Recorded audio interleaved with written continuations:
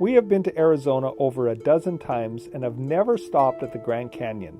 This time, we are traveling with our children, age 18 and 19, and I'm a little concerned as to whether they will enjoy this adventure, especially Brendan, who thinks that the Grand Canyon may not live up to all the hype. As you walked up for the first time, what were your thoughts? Well, you definitely really can't comprehend how large that is. I think it's amazing. It's so big. Probably one of the biggest things you'll ever see in your life. It's just so grand, I guess that's why it's called the Grand Canyon, and no pictures do it justice.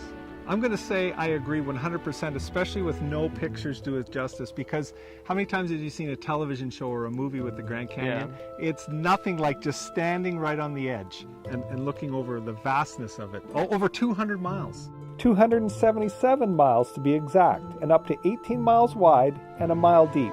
It's one of the 7 natural wonders of the world. We visited the South Rim, which has long walkways around the perimeter, with plenty of places to stop and take the once-in-a-lifetime picture. But this is not the only way to see the canyon up close and personal.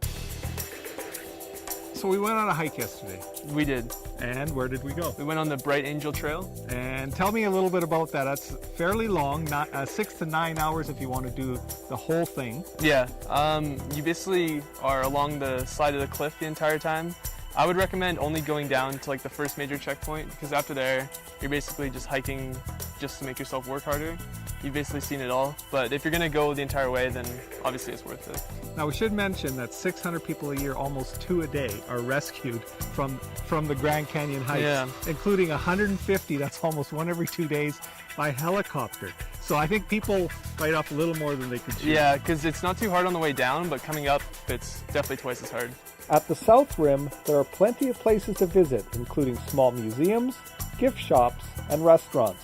To my surprise, food was very reasonable. So let's talk about our top 3 tips for visiting the Grand Canyon. Number 1, I say buy the park pass before you get to the park during peak season. We're here at spring break, so we bought it just before you get to the park, avoids any lineups. Yeah, I'd definitely recommend doing that as well. And with that park pass, you get everything included, parking and also access to all trails. $30, just be aware of that, $30 to basically drive a car to the Grand Canyon.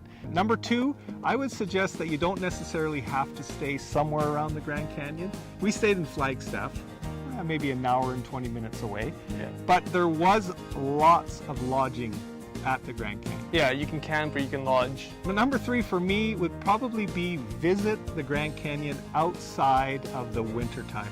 We were there at spring break and there was still a little bit of snow on the ground. Yeah, and some parts of the trail were actually a little bit slippery, so definitely bring good shoes if you're going to do that trail. I did not do that, and some points get a little bit scary.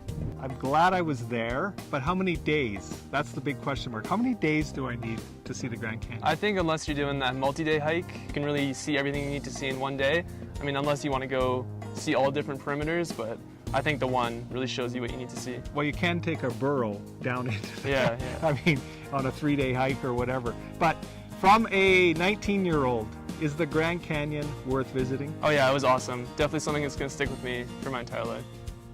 Thanks for watching, and remember to like and subscribe for videos from around the world.